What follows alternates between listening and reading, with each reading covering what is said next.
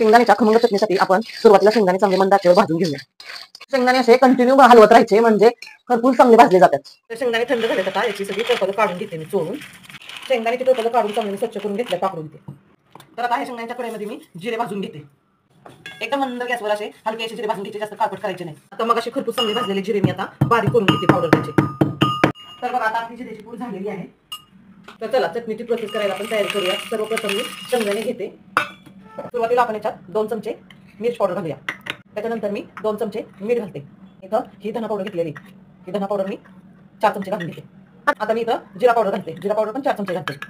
आता आपल्याला लाल रंगासाठी मी इथं बेडगी मिरची 1 चमचा पावडर टाकते. ते सगळं तेल सुटेपर्यंत आपण चटणी याच्यातच कुटून घ्यायची खलबत्त्यात. बघा कशी शेंगदाण्याची चटणी तेल सुटेपर्यंत मी बारीक केली. तर खलबत्त्यात चटणी नेहमी खलबत्त्यात करायची. तेल सुटेपर्यंत चांगली केली ना चटणी छान लागते आणि मिक्सरमध्ये चटणी अशी होत नाही, सगळी कोरडी कोरडी होती. बघा त्याला तेल घालायची सुद्धा जरूर नाही अजिबात.